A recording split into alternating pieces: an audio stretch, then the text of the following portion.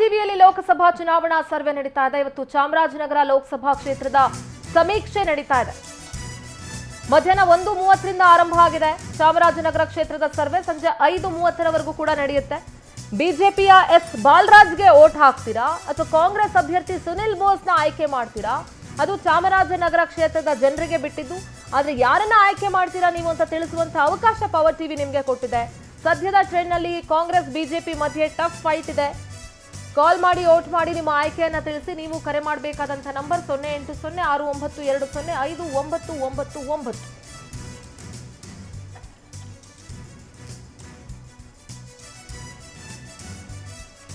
Power ಟಿವಿಯ election centre ನಿಂದ ನನ್ನ ಕಲೀಗ್ ಪ್ರಣೂತ್ ನೇರ ಸಂಪರ್ಕದಲ್ಲಿ ಜಾಯ್ನ್ ಆಗ್ತಾ ಇದ್ದಾರೆ. ಪ್ರಣೂತ್, ಚಾಮರಾಜನಗರ ಲೋಕಸಭಾ ಕ್ಷೇತ್ರ ಬಿಜೆಪಿಯಿಂದ ಎಸ್ ಬಾಲರಾಜ್, ಕಾಂಗ್ರೆಸ್ನಿಂದ ಸಚಿವ ಮಾದೇವಪ್ಪ ಅವರ ಪುತ್ರ ಸುನಿಲ್ ಬೋಸ್ ನಿಂತ್ಕೊಂಡಿದ್ದಾರೆ.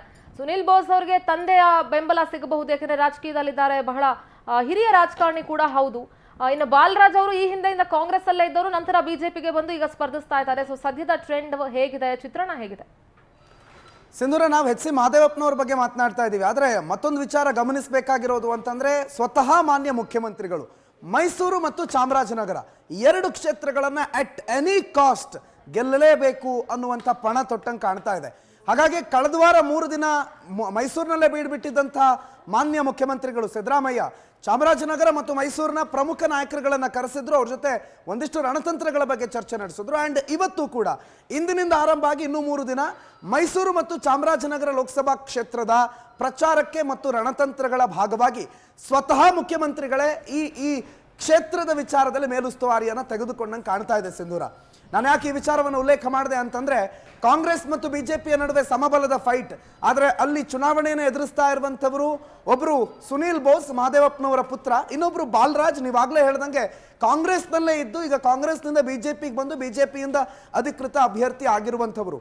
ಆ್ಯಂಡ್ ಬೇಸಿಕಲಿ ಈ ಚಾಮರಾಜನಗರ ಮೈಸೂರು ಆ ಭಾಗದ ಬೆಲ್ಟನ್ನು ನೋಡಿದ್ರೆ ಬಿಜೆಪಿ ಅಂತ ಏನು ಸ್ಟ್ರಾಂಗ್ ಹೋಲ್ಡನ್ನು ಈ ಕ್ಷೇತ್ರಗಳಲ್ಲಿ ಹೊಂದಿಲ್ಲ.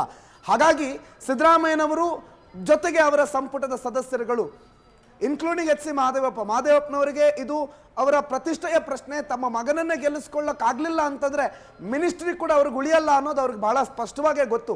ಹಾಗಾಗಿ ಸಂಪೂರ್ಣವಾಗಿ ಕಾಯ ವಾಚ ಮನಸ್ಸ ಈ ಕ್ಷೇತ್ರದಲ್ಲಿ ಕಾಂಗ್ರೆಸ್ಸನ್ನು ಗೆಲ್ಲಿಸಬೇಕು ಅಂತ ಕಾಂಗ್ರೆಸ್ಸಿಗರು ಬಹಳ ಪಣ ತೊಟ್ಕೊಂಡು ಕೂತಿದ್ದಾರೆ. ಆದರೆ ಬಿಜೆಪಿ ಪರವಾದಂಥ ಸಹಜವಾದಂಥ ಕರೆಗಳೇ ನಮಗಿಲ್ಲಿ ಬರ್ತಾ ಇದೆ. ಅವೆರಡು ನೆಕ್ ಟು ನೆಕ್ ಫೈಟ್ಗೆ, ಅಂದರೆ ಬಹಳ ಜಿದ್ದಿನ ಹೋರಾಟಕ್ಕೆ ಎಡೆ ಮಾಡಿ ಕೊಡ್ತಾ ಇದೆ. ಸಿಂಧೂರ, ಒಂದ್ ಕಡೆ ಪ್ರಧಾನಿ ಮೋದಿ ಅವರನ್ನ ಮತ್ತೊಮ್ಮೆ 3ನೇ ಬಾರಿ ಪ್ರಧಾನಿ ಮಾಡಬೇಕು ಅನ್ನುವಂಥ ಆಶಯ ಕೂಡ ಅಲ್ಲಿನ ಮತದಾರನಲ್ಲಿ ಇದ್ದಂಗೆ ಕಾಣ್ತಾ ಇದೆ. ಹಾರ್ಡ್ ಕೋರ್ ಬಿಜೆಪಿ ಬಿಟ್ಟು ಹೊರಗಡೆ ಹೋಗೋದಿಲ್ಲ. ಆ್ಯಂಡ್ ಈ ಬಾರಿ ಸುನಿಲ್ ಬೋಸ್ ಇರೋದ್ರಿಂದ ಕಾಂಗ್ರೆಸ್ನ ಮತಗಳು ಕೂಡ ಒಂದು ಕಡೆ ಕ್ರೋಢೀಕರಣ ಆಗುತ್ತೆ. ದಲಿತ ಮತಗಳನ್ನ ಒಟ್ಟು ಕಡೆ. ಧನ್ಯವಾದ ಪ್ರಣೂತ್.